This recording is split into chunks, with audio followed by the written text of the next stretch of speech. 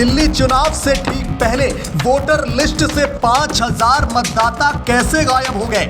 नए 7,000 मतदाताओं का नाम वोटर लिस्ट में 2 दिन के अंदर कैसे आ गया? अवैध बांग्लादेशी और रोहिंग्या वोटर्स के खिलाफ हुई कार्रवाई या केजरीवाल के वैध पूर्वांचली वोटर्स को हटा दिया गया? बीजेपी पर आम आदमी पार्टी के इतने संगीन आरोपों का पूरा सच जानिए।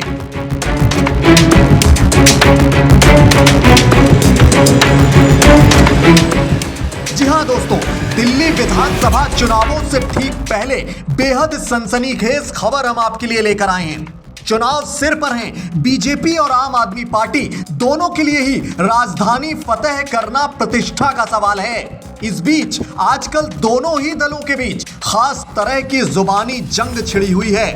आम आदमी पार्टी लगातार प्रेस कॉन्फ्रेंस और जनसभाओं में यह आरोप लगा रही है कि भाजपा आलाकमान दिल्ली के वोटर्स से लगातार छेड़छाड़ कर रहा है। बीते रोज संजय सिंह के आरोप सबने सुने। वो बोले थे कि पार्टी दिल्ली की मतदाता सूची से पूर्वांचली निवासियों के नाम हटा रही है। घोषणा के दौरान उनकी पत्नी अनीता सिंह, जो मूल रूप से पूर्वी उत्तर प्रदेश की हैं, वो भी उनके साथ ही मौजूद थीं। आपको यहां यह भी बताते चले कि पूर्वी यूपी और बिहार से आने वाला पूर्वांचली समुदाय दिल्ली का बड़ा वोट बैंक है। लिहाजा आप और बीजेपी दोनों की ही नजरें पूर्वांचली वोट बैंक साधने पर हैं। आरोप है कि संजय सिंह की पत्नी का नाम नई दिल्ली विधानसभा की वोटर लिस्ट से हटाने के लिए 25 दिसंबर और 26 दिसंबर को आवेदन जमा किए गए थे। आपको यह भी बता दें कि इसी सीट का प्रतिनिधित्व आप मुखिया अरविंद केजरीवाल करते हैं। आम आदमी पार्टी का आरोप है कि बीजेपी ने दिल्ली की अलग अलग विधानसभाओं की वोटर लिस्ट से नाम हटाने और छेड़छाड़ करने के लिए लगातार अभियान चलाया और इसी की चपेट में आप नेता संजय सिंह की पत्नी भी बीते रोज आ गई। उनकी पत्नी अनीता सिंह का नाम मतदाता सूची से हटाने के लिए आवेदन किया गया, वो भी एक बार नहीं, दो बार। 24 और 26 दिसंबर को ये आवेदन हुए थे। अब आप लीडर्स पत्रकारों को बुला कर लगातार इसके सबूत सार्वजनिक कर रहे हैं। अरविंद केजरीवाल ने भी बीते रोज बीजेपी पर दिल्ली की अलग अलग विधानसभाओं में ऑपरेशन लोटस चलाने का आरोप जड़ा है। केजरीवाल का दावा है कि बीजेपी के इस खास और गैर कानूनी अभियान का उद्देश्य वोटर लिस्ट में 5,000 नाम हटाकर 7,000 नए नाम जोड़कर उसमें फेरबदल करना है।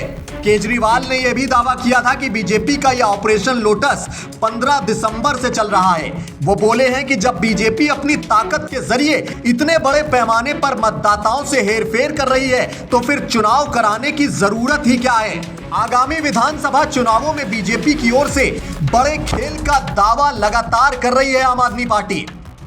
उधर बीजेपी का इन आरोपों को लेकर पक्ष है कि आम आदमी पार्टी ने रोहिंग्या और बांग्लादेशी मतदाताओं को वोटर लिस्ट में जोड़ने की कोशिश की है, जिनको हटाने की कवायद की गई है।